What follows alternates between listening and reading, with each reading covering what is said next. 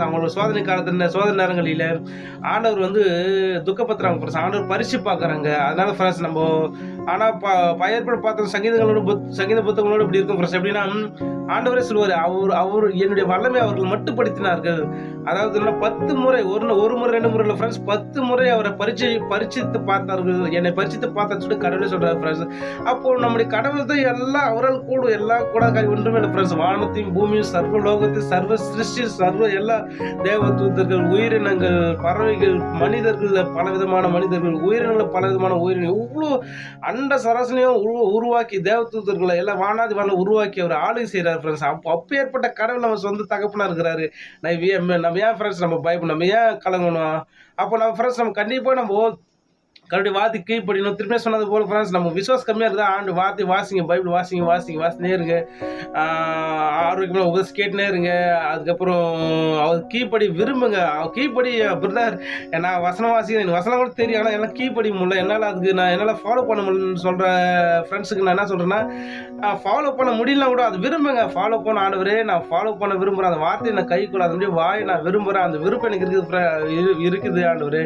எனக்கு அந்த விருப்பத்தை நிறைவேற்ற சொல்லிட்டு நம்ம காத்திருக்கும், பொறுமையாக காத்திருக்கும் போது கண்டிப்பாக கடவுள் தான் அதுக்காக அந்த விருப்பத்தை நிறைவேற்றுவார் ஃப்ரெண்ட்ஸ். அந்த கடவுளுடைய வார்த்தை நம்ம கீழ்ப்படி நம்ம வாய முடியும் ஃப்ரெண்ட்ஸ். அப்போ நீங்களும் நினைக்க போகிற ஃப்ரெண்ட்ஸ், நம்ம நிறைய பேர் சொல்லுவாங்க, ஆண்டுடைய வார்த்தையின் படி நம்மளால வாய முடியாதுங்க, அதெல்லாம் ஊழியக்காரனாக வாய முடியும், அதெல்லாம் பாஸ்டர்மாரெலாம் வாய முடியும், நம்மளாலாம் வாய முடியாதுங்க அப்படின்னு சொல்லிட்டு நிறைய பேர் சொல்லுவாங்க ஃப்ரெண்ட்ஸ். அப்படி இல்லைன்னா இந்த வேதத்தை பரிசுத்தாவின் ஏதியே கையில் கொடுத்துருக்க மாட்டார் ஃப்ரெண்ட்ஸ். ஏன்னா மனிதர்களால் 100க்கு 100 இந்த வேத வசனங்கள், வேத சட்டத்திட்டங்களை கை கொள்ள முடியும், அதன்படி வாழ முடியும். அதனால தான் கடவுளே வந்து பரிசுத்தாவின் என்ன பண்றாரு, அப்போஸ்தலர் மூலியமா, தீர்க்கதரிசி மூலியமா இந்த வேதத்தை எழுதி நம்முடைய கடவுளை கொடுத்துருக்காரு. நம்மளால ஃபாலோ பண்ண, நம்மளால வாழ முடியல, எதுக்கு இந்த பைபிள் கடவுள் நமக்கு கொடுக்கணும்?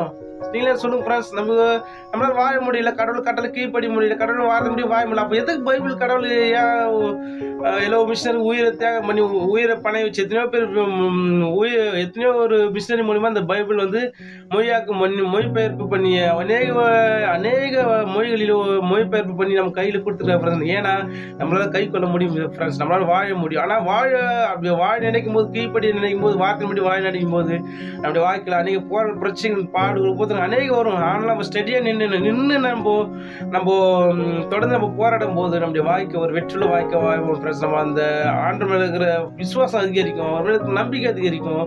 இந்த பாட்டு கூட பாடலாம் ஃப்ரெண்ட்ஸ், நம்பிக்கைக்கு உரியவர், நம்பி வந்த நிமிஷம். அவர் இல்லாம நம்மளால இந்த உலகத்துல ஜெயமான ஜீவிக்கவே முடியாது ஃப்ரெண்ட்ஸ். அவர் இல்லாம, ஏசப்பா இல்லாம இந்த உலகத்துல வெற்றியுள்ள வாழ்க்கை ஒருவராலும் வாழவே முடியாது ஃப்ரெண்ட்ஸ். உலகத்துல சொல்லுவாங்க, நான் பெருமை சொல்லுவாங்க, நான் அப்படி இருந்தா